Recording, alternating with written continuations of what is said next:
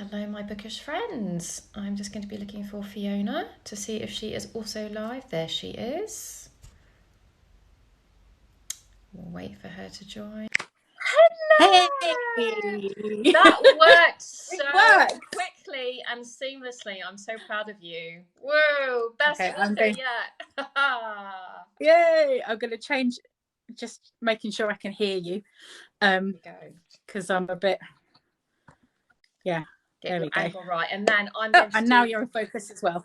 awesome sauce. My formal introduction of this is the fabulous Fiona, and we're going to be talking about all of her books. And she is a prolific author and equally as good at giving writing tips. Let the games begin. How are you, Fiona? How's things? Uh, um, I'm slightly brain dead this week. I had to revise a book, but when we say revise, we really mean mostly rewrite, Yeah. and as quickly as possible because we were getting closer and closer to publication. So I have made one TikTok in the last 2 weeks because I've been doing like 10-hour days just trying to get it in. So I got it in, sent it to my editor first thing Monday morning, and my brain cells are finally kind of coming back to normal. Good. Because most of Monday I just wandered around the house going, and like no words. So and this is the thing about publishing. I find it's all wait, and then hurry up, you know. And it's just like, yeah, you're waiting for months to get your edits, and it's like, oh, can you do it in a week, you know? And yeah, that's fun, isn't it? So well, this took me like 2.5 months. It was so extensive. It was yeah. Were they edits from an agent or from your editor? From my editor, yeah. We'd already done one round of edits, and then she had an idea to kind of change the beginning of the story. Okay. So while the basic plot remained the same, so like the skeleton of the story remained the same, because it changed how my characters is a love story. So it changed how they were interacting and what they knew about each other and their histories. Everything that happened between them throughout the rest of the story changed. Yeah. Although they were in the same places, and occasionally there were some similar bits of dialogue. Yeah, that sounds rough. So now you are quite a rarity among the book talk authors, although I think you are growing in the sense that you are a traditionally published author, are you not? I am, yes, you are, which is very exciting. So but your newest book is under a different name to the name that you've used before. So tell me about this decision in changing your pen name. Okay. Well, I'll say one of the reasons I started off in traditional publishing is when I sold my first book, Kindle hadn't been released. So it wasn't a thing. If you were going to self-publish, you were going to pay loads of money to a vanity press to do like that. There wasn't. I mean, it was possibly very, very early days, but so that's kind of why I went down that route. And I wrote short category romances for kind of Harlequin, Mills and Boon for about 8 years before I got what I wanted to do was write longer fiction. Because I could never stick to the tiny word counts. So I got offered a contract to do that, and so juggled those together for a bit. And that's kind of why I'm coming. So I started off writing the short romances as Fiona Harper, kept my pen name when I started writing more kind of commercial mainstream fiction. And I had a book that did really, really well on Kindle. It was number one in the store across the UK for quite a while, and in the top 20 for about a month. Wow. Okay. So that was Book Talk. Tell us the titles of these books so we can check them out, because that's what we're here for. Let me see. Yeah. I might have one. Oh, here we go. That's called, it's going to be back to front because obviously it's called The Little Shop of Hopes and Dreams. Yeah. And this book cover spawned like 1,000 book covers. Yeah. My publishers did really well. They did, after this, there were loads of covers with like rows of shops. Although, to be honest, I thought it looked more like Germany than London, but it's very pretty. It reminds me, well, it looks very Christmassy and gingerbready. Yes, Yeah. yes. So, and you can't see, it's got like silver on it as Yeah. well. Oh, it's beautiful. So, so yes, this did really well on Kindle. Yeah. It was a bit of a glitch, actually. Yeah. Not a glitch. It was meant it to was be. a little bit of a Yeah. glitch. I'll explain why. Because now who was it? Nook put it on at 19p. And it was supposed to be a promotion that ran for 2 weeks. And of course, Amazon will price match if another book retailer is doing something cheap. So Amazon also did it at 19p. And after about a week, it hit the #1 spot. Wow. And I don't know what happened, but someone at Nook forgot to put the price back up. So it stayed at 19p till about April, and it should have finished at the end of January. But the really nice thing was, what did you get with your royalties? Did you get your normal amount of royalties from that, or not? Not for the first 2 weeks because it was on promotion. But after that, I got the royalties as if it was a full-priced ebook, even though they were only selling it at 19p. So that was was nice. So this one did really well. Brilliant. And then the next one, which actually I think is a better book, is the Doris Day Vintage Film Club, because I'm a bit of a Doris Day fan. Yeah, who's not? This one tanked. This one did not do as well. And what happens with physical retailers, the publishers in the UK very much still focused on print and print sales. If you're traditionally published, I mean, ebook sales are good, but you know, if you're going to hit a bestseller list and get the attention, you need to get those print sales. And the way you do that is getting distribution in supermarkets, because that's where you sell volume. And so Little Shop went into Sainsbury's and a couple of others, Tesco maybe, I can't remember. That sold a kind of an like an averagely good amount, so nothing to get a hit a list. Just getting into but the it wasn't terrible. Is an achievement in itself. I mean, quite frankly. Absolutely. So nowadays it is, particularly. But the Doris Day one didn't get the supermarket distribution, so it didn't sell as, only probably sold about a fifth. And then what happens is, next time your publisher goes to pitch a book, the retailers look at the pre-sales of the previous book, and then they go, no, that didn't sell, we're not taking the next one. So, and eventually I got stuck in a cycle, and I changed what I was writing. I really put the effort in. My publishers they were doing some really great covers, and the supermarkets would say, we love the concept, we love the cover, and then they would look at the sales figures for the last book and go, no. And so the only way at that point to change it is to be a debut again. And we tried and tried for a couple of years to change my pen name. And shocking in a way. I mean, that is atrocious. It actually. It really is. It is. I think that I hate the fact I had to do it. So did you actually relaunch yourself as a debut novelist? Was that... Well, no, because we were quite honest about the fact that I had been Fiona Harper. But we decided there's no point. Supermarkets would be like, you've changed your name. Did they not know that you had a name before that? Could they not see that information? I mean, no. Well, I think my publisher were quite honest with them and say, look, this is someone with a track record, because I have had a couple of #1s and I've won a couple of awards, so they didn't want to kind of forget that. But to be honest, to the retailers, a new name just means, okay, customers will see you as someone new, they might give you a go. And it doesn't really matter. And it worked, because I got into Tesco's and it sold quite nicely in Tesco. And I hadn't had a book in a supermarket for about 3 or 4 years, so it did work to a limited amount. But yes, it's crazy that everyone is debut mad. It's got to be the next big thing. I don't know about the States, but it is a thing here. It's crazy about the debut. It's really crazy. But it's interesting that you say that, because I mostly write young adult, but I'm on sub with a middle grade novel at the moment. And I do wonder whether a publisher will want me to have a different name for my middle grade or not. But so you've got these 2 pen names. Obviously, you want to promote all your books. Is that harder to manage then, because you've got 2 Amazon pages? Have you got 2 websites? How do you manage having these 2 names and doubling the work amount for that? Well, I've been mostly concentrating on Fiona, the Fiona Lucas, Yeah, which is the new pen name, yeah, just because that was where I had a book coming out, and all the yeah. others, I haven't got new books at the moment. Although I have just got rights back to some of my older books. So I am going to be hopefully dipping my toe and becoming a hybrid author, Awesome, maybe in awesome. because I would like to re-release some of those. Absolutely.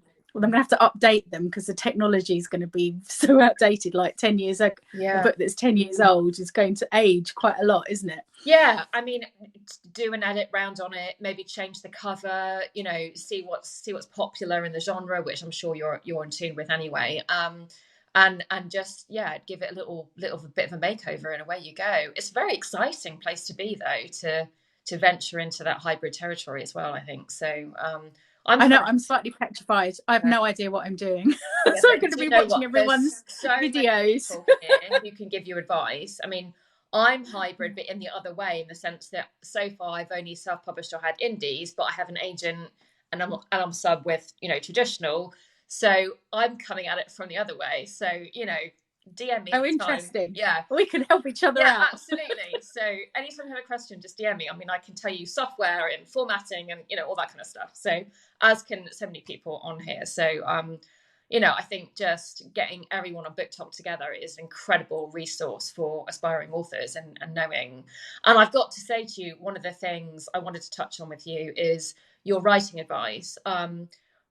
You know, you deliver things in these bite-sized chunks, and they're always so poignant and appropriate. And I think you are a real credit to the BookTok community for Oh, thank I you. really do. I really do. I love seeing what you've got to say. And you know, I consider myself that I've been around the block a few times, but I still learn from you. And yeah, I appreciate you too. So I Oh, wanted to I say just, that. I think you're on a great account oh, to follow. You really are. You're brilliant. Yeah, and fun as well. oh, thank you. That's good. It's good. So, can you tell us anything more about this new book that you're writing? What are you allowed to say at the moment? Is it with Harlequin again or different publisher? No, well, I'm with well, it was interesting. I was with the Harlequin for the series romance, and then they also had a commercial fiction imprint called Mirror, which they had in the US and the UK. Right. And then Harlequin as a company got bought out by HarperCollins. Yes. So in the UK, the Harlequin Mirror imprint got a rebrand and became HQ, and that is now an imprint of HarperCollins rather than Harlequin, although Harlequin is its own subdivision. So I kind of managed to get published by the Big Five just by staying put and kind of sliding in when the company got taken over. It was fine by me. That's good. So that was just kind of luck at being in the right place at the right time. Now I've totally forgotten what the question was. Yeah. What was it? What was I asking? I don't even told you my what brain was shocked. Oh, your next book. Can you talk about your Oh next yes. book? Yes. Okay. So yes, it's coming out with HQ next spring, hopefully. Should be March unless I have to do more edits, and then it might be, I don't know, 2025. So God, this is interesting. It's a love story, and for a commercial fiction book, it's got all the tropes. Well, I've got amnesia. Tropes. Yeah. I've got well, not kind of done in the traditional way, but I've definitely got amnesia. I've got a runaway bride. I've got kind of a right person at the wrong time trope, and I've smashed them all into one book, which is probably why it was really complicated. And then also it's got a serious side because it also deals with coercive control and emotional abuse as well.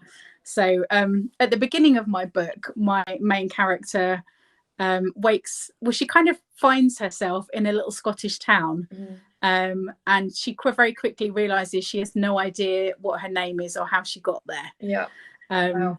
Wow. That's powerful. And then it doesn't start there anymore. That's where it used to start. Now it starts. Brain. I know, I can't even remember anymore. I've written so many different scenes. I must have trashed about 50,000 words of this book. I'd written new stuff. And so, yes, it starts with my love interests meeting in London, but they're both their lives are about to take very different paths. And they decide to meet on the same day the following year in the same place, once they've kind of been pursuing their dreams. But my female heroine, Alice, she doesn't turn up. Yeah. And then 5 years later, she turns up with amnesia in That's incredible. the Oh, I guy's love it. town. And at first he's like, oh, she doesn't recognize me, maybe it's not her. And then he starts to realize, oh, there might be a really good reason why she doesn't remember me.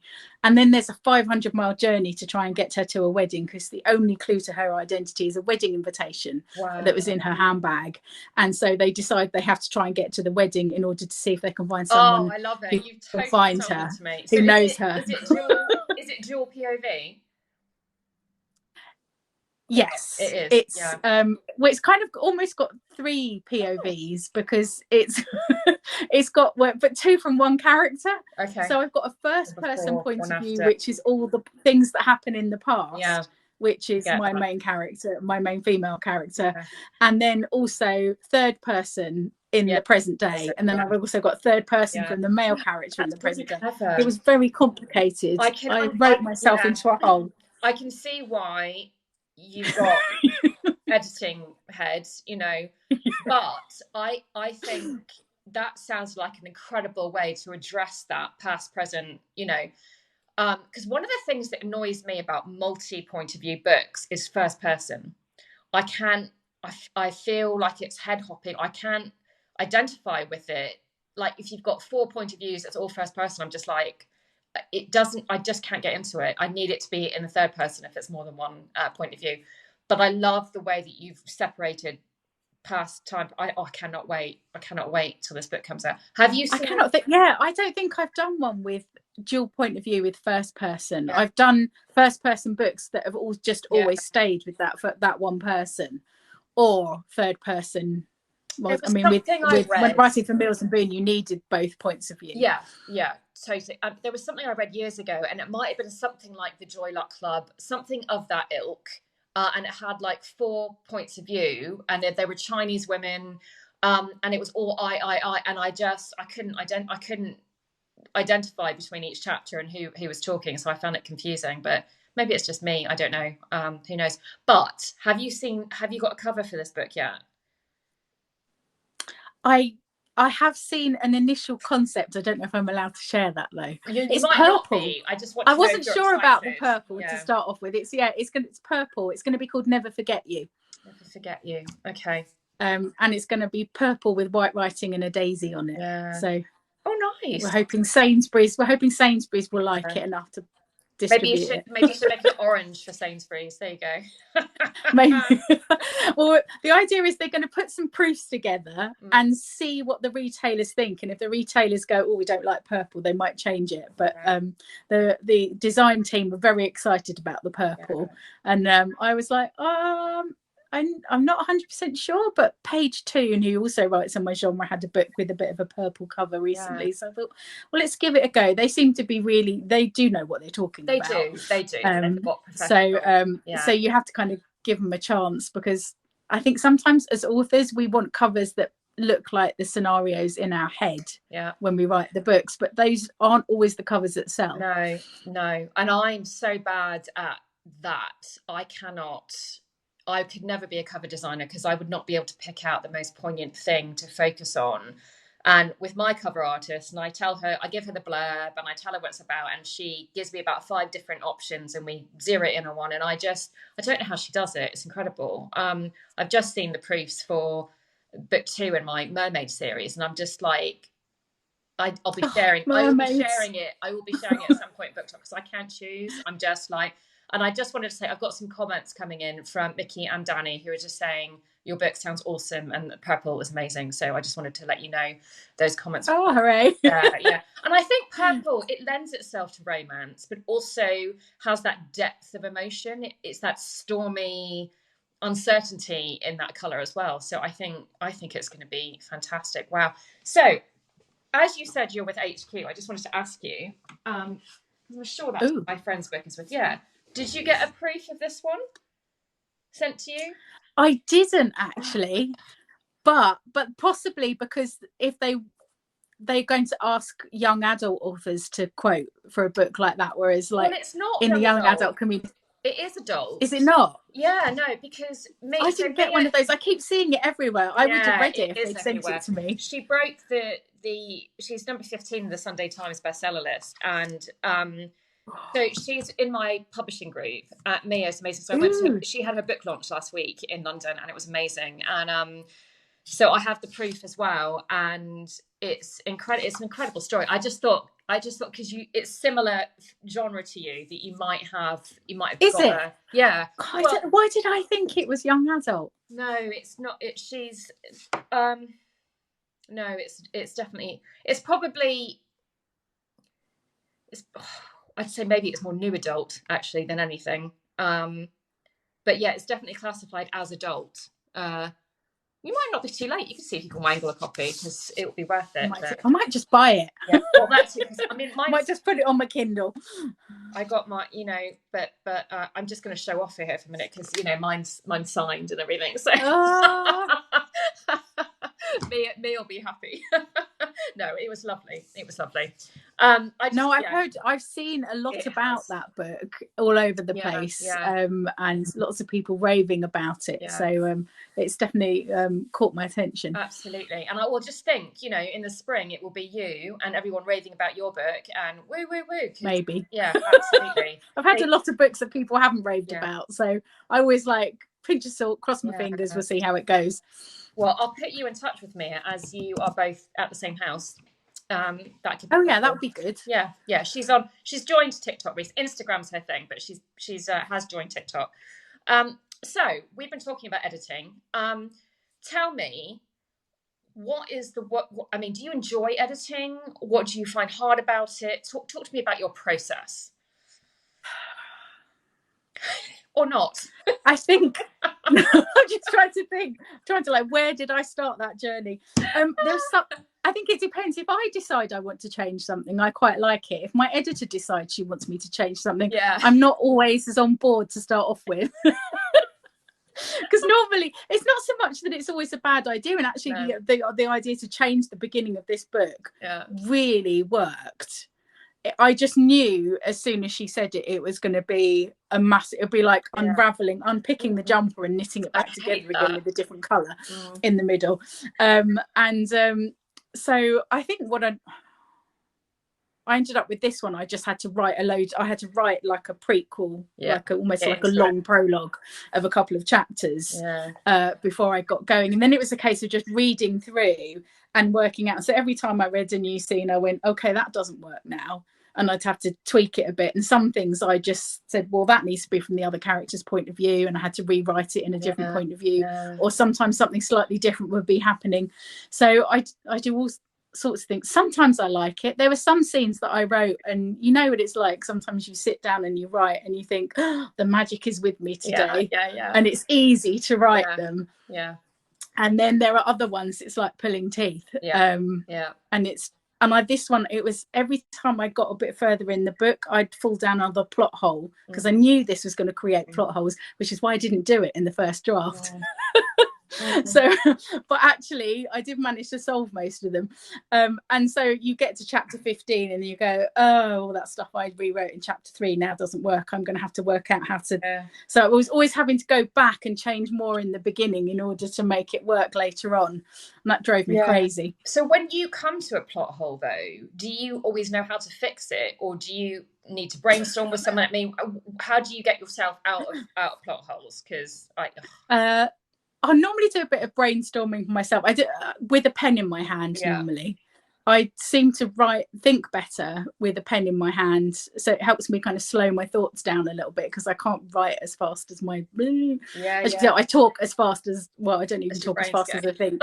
So I'm a bit like blah, blah, blah. So like it slows me down to write things down and like do little diagrams and everything. And then if I'm still stuck, I did have a brainstorming session with my agent at one point. That's good. Yeah. And she was talking about, oh, why doesn't she have, like, if she can't remember in the future, why doesn't she have a necklace that he gave her or something, so he sees her wearing it and he knows that she must Clever, remember clever. him. And she was, so we were talking, I said, well, what kind of necklace? She, oh, I think bees are really nice, and bees. So we're like, okay. And I said, oh, perhaps you could get stung by a bee at the beginning, which is why he gives her the bee necklace. And before we knew it, we had more ideas for the opening scene, and then I completely forgot about that and wrote the scene without it. And then my agent said, well, did you do the bee sting? And I went, that was a really good idea you had. She said, no, Fiona, it was your idea. Oh, that's so funny. Oh, yes. So I went back and rewrote that scene for like the fourth time in order to put the bee sting in. But I'm really glad I did. So little things like that. And occasionally, if I'm really stuck, I might chat to my editor as well, and we might have to say, well, that can't happen and this can't happen. But most of it, I just sit banging my head against the desk and do it on my own. I do. Normally, I always find it helps to talk to people, and I have a writing group, and if I'm really stuck, I go and I say, look, I need the hive mind, tell me what to do. And there hasn't been a time that they have not been able to come up with something for me. So they are amazing. Yeah, and it's just because, you know, your brain goes one way, but someone else's brain is going to go another way that you might not think of, like, you know, and that might be like the perfect idea. So having that brain spark off each other is such a good thing to do, isn't it? Fabulous. So as we're talking about editing, let's talk about your plotting. I know that you're a plotter, aren't you? I think I've seen. I think I'm what people call a plotster. Yeah, that's it. Because you did a post about that. I do a bit of both. I can't outline. At the beginning of the story, I know quite well, and then I know key points at the end. But it's almost like that bit's foggy at the end of the book, and I can't see what's going to happen until I get closer, and I'm like, the mist is clearing. So I can plot in detail for a certain amount ahead, and then it's all a bit. I can see, might be able to see a landmark or two, and then when I get closer, okay, that's what I need to do with that. Interesting. Yeah, I sometimes see people who do things. I think J.K. Rowling's one of these people where they have post-it notes and they on the wall and they move the scenes around, and every scene is on a post-it note, and I'm just like, no, I can't. Wait there a second. Oh no, oh no. Oh, here we go. This is my current book. Yeah. See, that's like serial killer board to me. You know, I've started snorting when I laugh. It's horrible. Yeah, but mind you, that's looking very tidy though, because that's the end of the book. When it's all normally when I'm in the middle of the book, there's like post-its and index cards all over it, and it's a massive mess because it's a way of taking everything that's in here and putting it somewhere else, so it's not all kind of. I need to get some of it out, otherwise I can't think clearly. Yeah. I mean, but I think I do that, but I do it on a spreadsheet. And I think maybe that's the difference. And I'm quite happy on because I worked in IT and spreadsheets, so that's my happy place to plot things out. But like you, I mean, well, I probably plot a little bit more than you, because I know I go chapter by chapter. I do my 3 acts, chapter by chapter, scene by scene. But then things change as I'm writing. So how do you know? I don't. I'm always writing extra scenes that I didn't know were going to be in there. Yeah, but I think for me, it's not. Well, yeah, it's sometimes a character will just decide to do something I wasn't expecting, and then I'm like, okay, or they're not who I thought they were, you know. And I think then I have to kind of readjust where I'm going with something. But I quite like that, because that to me is when a book comes to life and when the characters take over it for you, you know. But I don't know, I did a plotting course with this amazing outfit called Writers HQ, and I thought I was a plotter before this. But they teach you, they start with a 4-point plan. And you have your beginning, your middle, your end, your resolution, and you extend that into 7 points, then 16 points. And then pretty much each of your 16 points is 2 chapters. And then you do a scene by scene. And they have this process that's called but then, so then. But so-and-so walked into the room and bumped his head. So then he needed to get an ice pack. But they didn't have any ice behind the bar. So then he... a lovely girl. So it's all the cause and effect, which just keeps the scene going, so that you've always got action, you've always got development. And so I try to do, and that's the hardest part of the plotting process for me, because it makes my head hurt. But if I can get as much of that down as I can, then I'm away. And then that's why I can write a first draft really quickly, because I've got it all down. I know what I'm doing. And then, but things change. Things do change. So that I just feel more comfortable having that level of information before I start. So yeah. I'm starting to think I need to rework, like I need a new process, because I used to be able to plot more easily.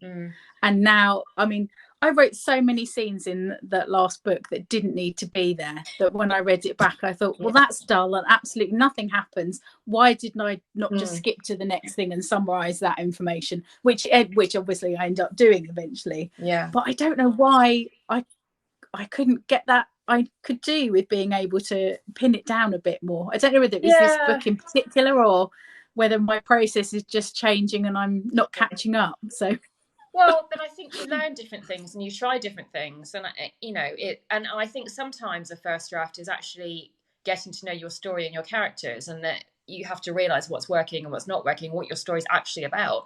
I mean, I went into one book thinking it was about responsibility and taking responsibility. It ended up being about forgiveness, which surprised me. I had no idea it was going to be about that. And so those themes just kind of emerge as you're writing. But what's really good about the process, one of the things that they do is that before you start writing, you go to every chapter and you write down what is the point of this chapter.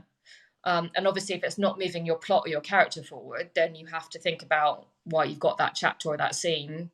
What's it doing for you? So it's a good analytical way to do it before you start writing. And it might be a good process for you, because you might be able to say, actually, that scene's not doing anything for me. Psh, don't have to write it, as much as you might love it. Or should be hanging on to the weird darling. thing is, I do that. Yeah. I do that I've got like a scene thing that I do to help me think about the scene. And I convinced myself that about 15 scenes that were in the book were necessary, and they clearly weren't. Yeah. Those are your darlings, aren't they? They've got some nice, turns of phrase, or something romantic has happened and you want to cling on to these things. And absolutely, I totally understand that. Oh. So, book talk, TikTok. How did you discover book talk? So it was March 2020. Oh, early. End of March 2020. Yeah. And we were in lockdown in the UK. And both my daughters were home from university, and they were constantly like giggling over their phones and showing each other their phones. So I was like, what are you looking at? And they were like, it's TikTok. And so in the end, I was like, give me a look. So I downloaded TikTok. Yeah. And 4 hours later, I looked up and went, oh, it might have been 2 hours actually. But I was like, okay, that's a little bit addictive, isn't it? So I thought, and I remember thinking about things like Instagram and YouTube, that I had missed the boat because I just took too long to jump on it. And I thought, well, maybe this is a good place for authors to be. So I kind of lurked for about a month before I made any videos. Yeah. And obviously in that time, I did find that there were a lot of YA readers on there and a couple of authors, but I could only find about 10 authors searching through the app. It was really couldn't seem to find many authors or that many writers at all, although there were some writing coaches and things on there. So I thought, oh well, I'll give it a go. And I kind of got doing the writing tips because people would just ask me questions in the comments, so I started answering them, and then people would ask me more questions. And so, and I run out of different ways of talking about. I get bored talking about my own book all the time. And actually I think other people do as well. So I like the balance. Absolutely. And I'm a little bit obsessed with storycraft books and things like that. So are you? I've got a chance to spout to an audience that isn't my husband, who's like, who couldn't care less. No, my husband's only read one of my books. I've written about 25 books. He's read one of them. And that will be probably all he reads. So he's waiting for the movies. So yeah. Yes, please. Yeah. Well, yes, please. But also don't hold your bloody breath, Rude. Not dedicated. And every time I say to him, I don't know who to dedicate my book to, he's like, well, me. And I'm like, you don't even read my books. Why would I dedicate it to you? So yeah, not happening. I know. Have you run out with people to dedicate your books to? Because I've thinking, who else can I dedicate a Yeah. book to? It's not that I've run out. I mean, it's more about the order of things. And so I did do my husband, I did my parents, I've done my children, I've done my nieces. Um, but I've got good friends that I could do. But then I kind of think, well, if I pick one friend over the other, then what does that mean? So actually, my book coming out in December, I decided to do so my writing group and my publishing group, so the one that Mia's in of this book. So I've dedicated to both of those groups because we've been together for such a long time, and they've been, we're each other's rocks. So I think that's kind of appropriate. So I was really, yeah, that felt right to me. So I did that. I don't know who will be next. Yeah, who knows? Book talk. Yeah. I actually did put in the acknowledgements of the last goodbye a little kind of thank you to Book Talk in there. Yes, because that was before Author Talk was a thing, really. I don't think Author Talk was around at that point. But now there's loads of us. Yeah. No, it's lovely, and Absolutely I do in my loads. new book. I have an acknowledgement to Book Talk because I think it's incredible. I love it. I mean, Twitter used to be my main platform, but I didn't sell books there. It was more about my author support network. And Yeah. thanks, Mickey. And then but on TikTok, I just love it. I think you just get to know people. You see them. You don't misinterpret what they're saying by how it's written. You just get to know people so much quicker. And I love it over here. So I'm a convert. And now that the oldies are allowed me too. to come, Totally addicted. Yeah. And summer 2020, I was trying to convince all my friends, like author friends, come on TikTok. Yeah. It's really good. Yeah. They were looking at me like, really?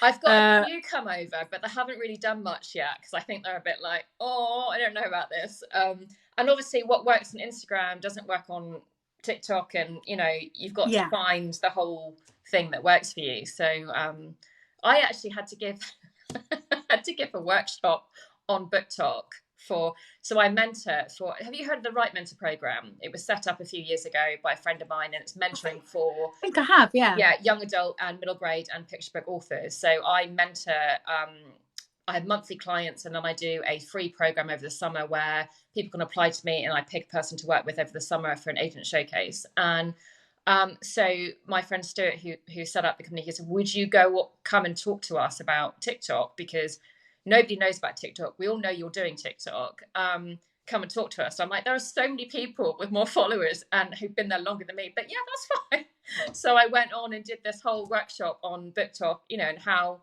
just how to get started and what kind of things people do. But it was great fun. So, and I think I've got some people interested in now making accounts and making content. So, and I love that. I love sharing the knowledge. So like you do with your writing tips, I think, I think it's really good to do that for other people as well. So I started a Facebook group for authors. I searched at first and didn't find any others, but then I discovered there was another one. I don't know how I didn't find it. So there's a bigger author group, but I've got a little one that's got about 300 members at the moment called I'm in it. You're in it. Yes, of course you're in it. So so that was quite fun to do, although I've been a bit quiet in there at the moment, just getting the book done. And actually somebody who's an Australian author who I've met in person because she's friends with one of my writing buddies who's actually Scottish. It's amazing how global you can get with writing, isn't it? It really is. So I met her in New York when I went to a conference. That sounds very fancy, doesn't it? But she said to me, do I want to go to Australia to talk about TikTok at the Romance Writers of Australia conference? I mean, now I would have to pay for my airfares and my hotel accommodation. So cool. But what a chance! So I'm really thinking about whether I'm going to be able to do it, because I've never been to Australia. But the thought of 24 hours on a plane makes me want to. But equally, if you gave Book Talk enough notice that you were going, and all the romance authors of Australia on Book Talk knew that you were going, and you could have a nice little party, and because also so author Stella Berry has mentioned about going to the London Book Fair in April and potentially getting a bunch of Book Talk authors there together. Ooh, yeah. Oh, that would be good. That would be good. So I think my agent's Canadian, so she might be coming over for that, which would be great because I've never actually met her face to face. So it would be great for us all to have a little get together and hang out actually. So I'll keep you posted on that one. Oh, excellent. Yes, Yeah. that's really good, because it's weird, isn't it? Because you're right, you do feel like, seeing people on video, you do feel like you know Yeah. people. And there's people that I feel like I'm friends with, even when, I mean, Absolutely. even people who aren't authors, who just, you know, Yeah. we've been chatting backwards and Yeah. forwards for like over a year now. Yeah.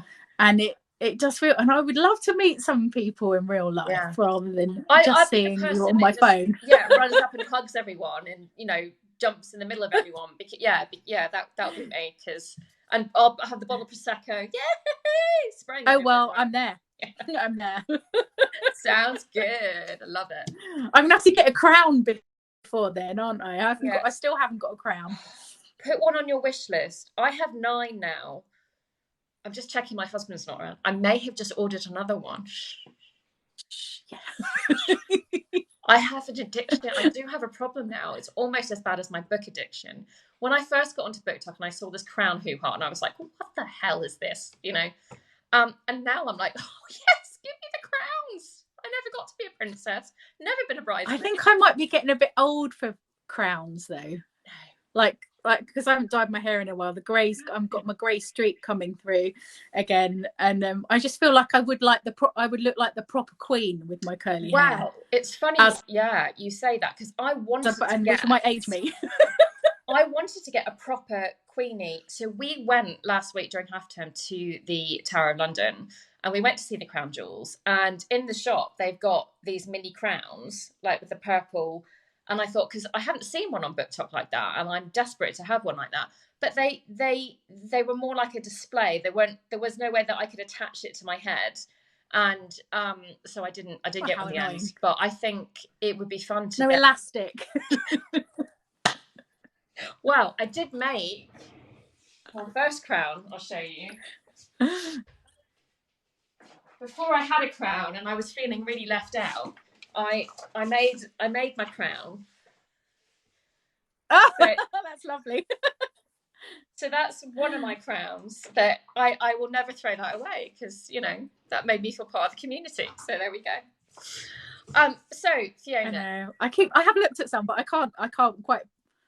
I'm like, no, I'm getting too old for crowns. You're never too old for crowns. You never. Scepter. You could have a scepter, or you could have a knighting. Oh yes, whack people with it. Yeah, or you could have a knighting sword. You could anything regal. You could do a cloak. A royal. There's a lot of things. We could take this to a whole new level. We could do. Who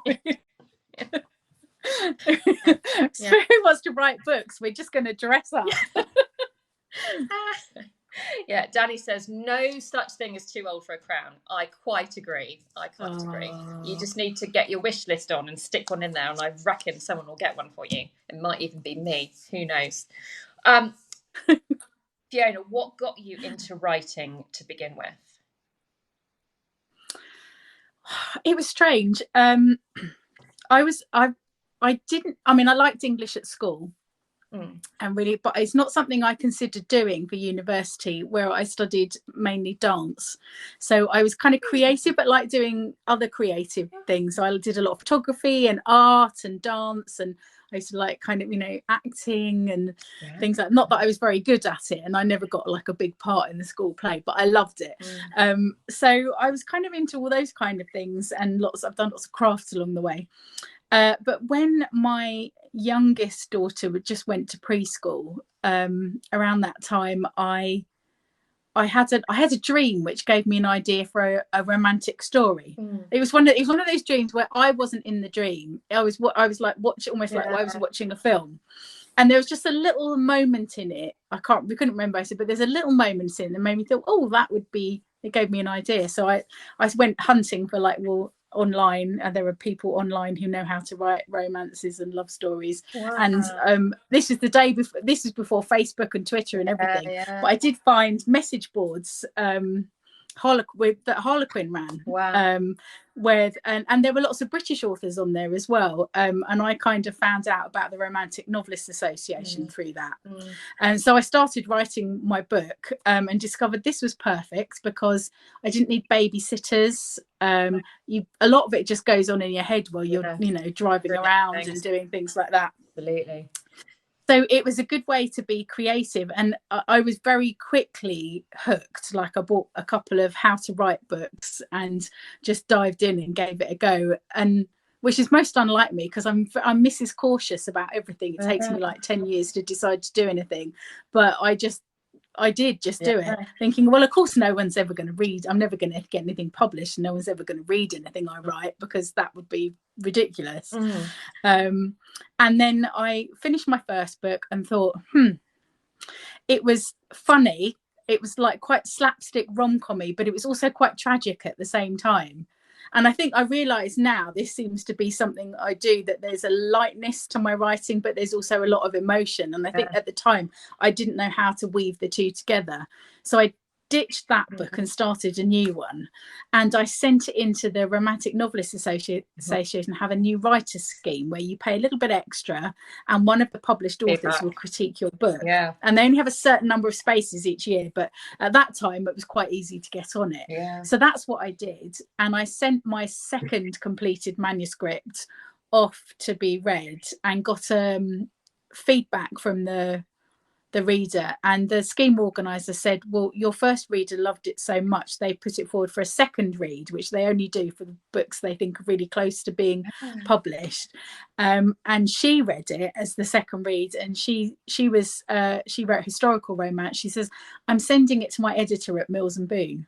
Wow. And at the same time, I'd also entered a first chapter competition that was being run by Harlequin, Mills and Boon. So I ended up winning the first chapter competition. Brilliant. And it was interesting. Later on, what I discovered happened was my editor at the time was Kim Young, who's now publisher of women's fiction at HarperCollins. But she was like just a junior editor at Mills and Boon at the time. And she was off ill. And the editorial director at the time, who was quite a scary little lady called Karen, apparently read it. And Kim came back from sick leave or holiday or wherever she was to find my manuscript on her desk with a little post-it on and said, I like it, buy it.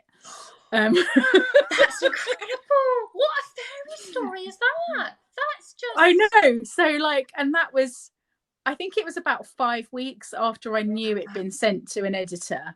So, of course, I didn't sleep for about 5 weeks. I was so on edge. No, you don't. Then by the time, and then Kim, who's the editor, sent me an email saying, can we touch base? I thought, well, that's a wonderfully vague thing to say, touch base. What does that mean? Welcome to publishing. I knew it might be good news. I know. Yeah. And it happened that the RNA was having its winter party the next day. And she said, I was going to go to the party, but I've got the flu, so I can't go. So can I give you a call?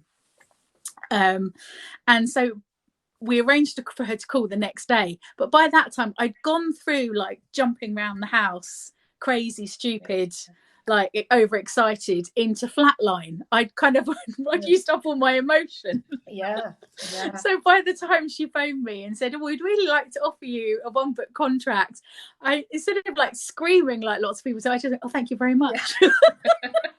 Very British of you. She must be the most boring person that she's ever offered a publishing deal to, because I think I was so stunned. I was just like, oh, okay then. So I mean, you went about this backwards, which a lot of people do, getting a book deal before an agent. So how did you then go to secure an agent? Or did you get an agent immediately? Did you go and talk to agents and say, I've got this publishing deal, help me? Or did you just do it on your own? To start off with, I did it on my own, because with Harlequin, Mills and Boon, they have, this is a plus and a minus. They have boilerplate contracts that don't really change. And it doesn't matter if you're one of their big selling authors who's written 200 books and has massive sales, or whether you're a complete newbie. There's not an awful lot you can change in the contract. The advance might go up as you get more, but all the other terms pretty much stay the same. So at that point, I thought, is it worth having an agent? I've Yeah, got, sure. so with my Harlequin books, I don't have an agent for those. It was only when I got offered a contract for kind of mainstream Yeah. single title commercial fiction, I then thought, yes, now I do need an Yeah. agent, because there will be things to negotiate on these contracts. So I did the whole thing of like looking through the writers Yeah. and Yeah. Yeah. artists yearbook and checking out websites and and things like That's that. great. And eventually I'm not with my first agent now, but so that was about 2012, and I started writing in 2005. Yeah. So so it took me 7 or 8 years before I got an agent. Yeah. And then I ended up switching agents to the agent with now, which is So were you able but not for any to, bad reason, just no, were you able to skip slush piles because you had a publishing history, or did you have to go through the whole normal process of slush piles and stuff? well, the first time I got an agent, I'd actually been I was thinking, oh, I'm going to need to clear the decks. I really want to write a longer book. Yeah. And I was desperately trying to work out how to do it with my shorter romance deadlines. And then one of the editors at Harlequin phoned me up and said, Fiona, Mills and Boon is going to take we want to do some commercial fiction, like mainstream fiction, to see if we can get people interested in the brand and then move across to the series romance. Would you like a 2-book contract to write longer fiction? At which point I was like, who is listening to me when I'm plotting and planning in my so I was like, yes, because like that's what I'd been planning on doing. Oh wow. So at that point I did go and find an agent Yeah. With a contract Yeah. ready to negotiate. But even I thought it would be easy. Yeah. I got rejections. I still Yeah. got, because I think Yeah. the agent's there not for that one contract. A good agent is there for the long haul, Career. for the Yeah. longevity, and they have Yeah. to like what you're writing. And they do, yeah. I think no matter how many books you publish, they still need to be passionate about your work. And, Yeah.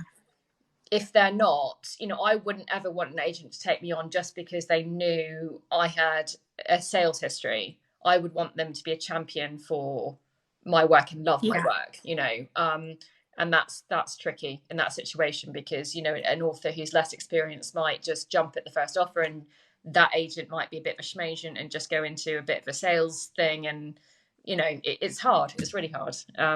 It is. And actually, I think, and even you can have a really good agent and you still not be the right fit. And I think possibly that's what happened with my first agent. Yeah.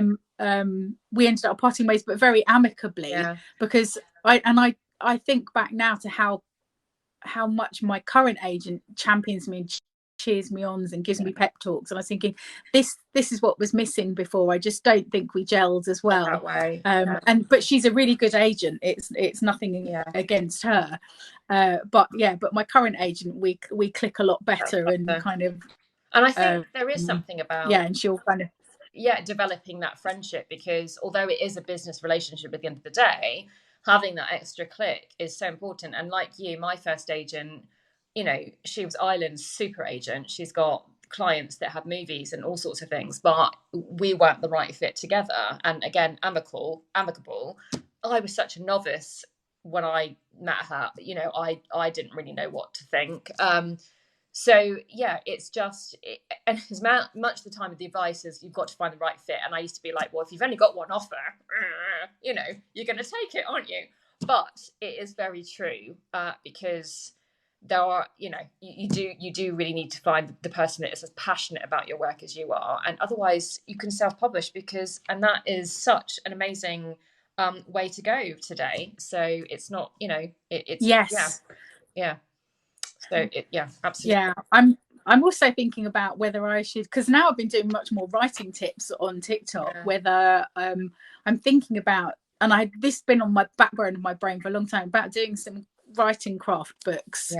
And I'm thinking about, I've been doing a plotting series on story structure, and I previously have given workshops on how that really fits with romantic fiction. So like how not quite the hero's journey, but that kind of thing, and how it works specifically with a romantic story or even a romantic subplot.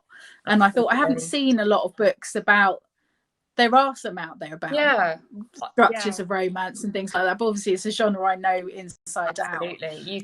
You could pull lots of those different craft books that you've got together and amalgamate.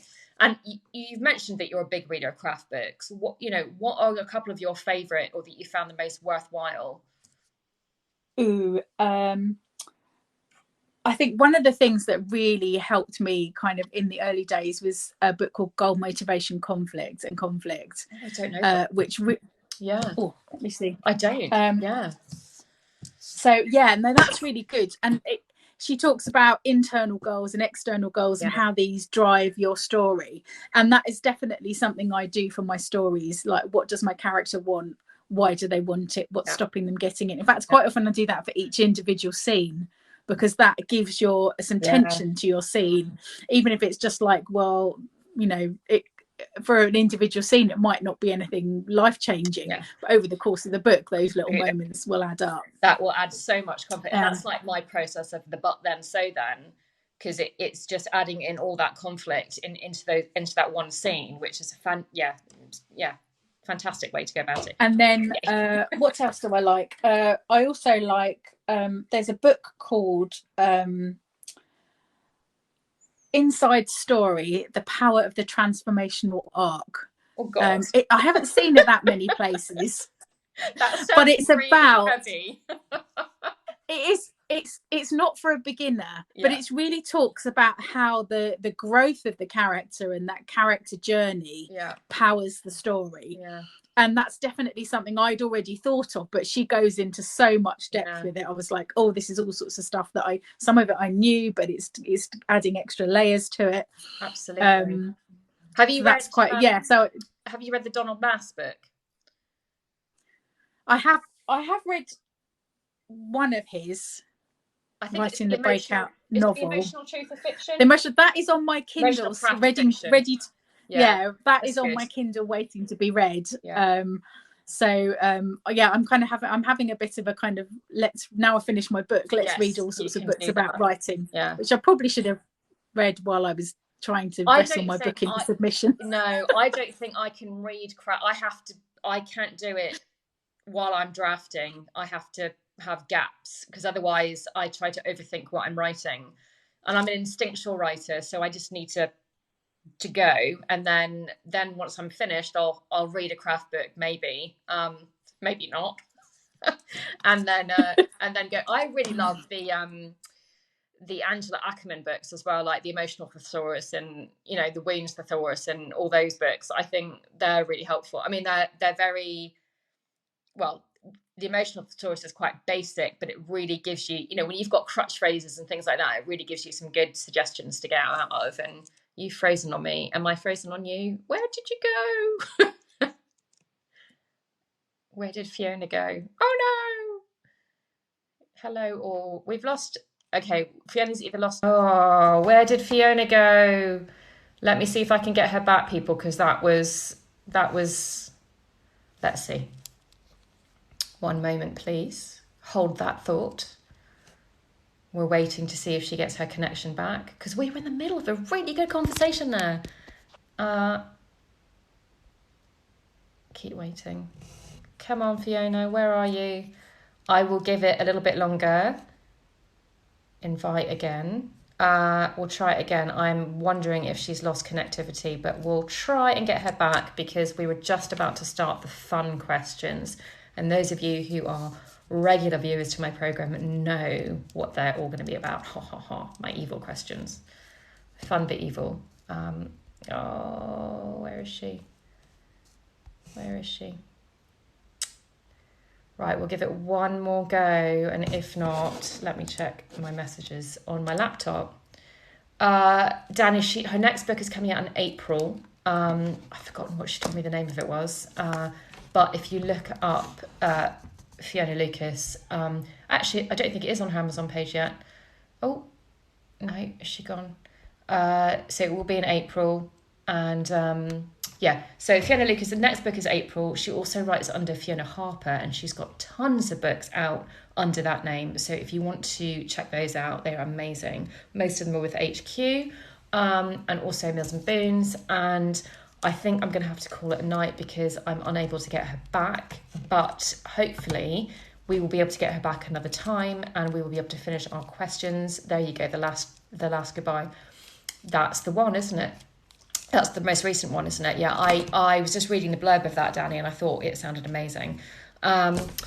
So we'll call it an end for tonight, and my next live is next week sometime. I will put up a reminder, and so you can click in to view that. And I'll hopefully see you all soon. Take it easy.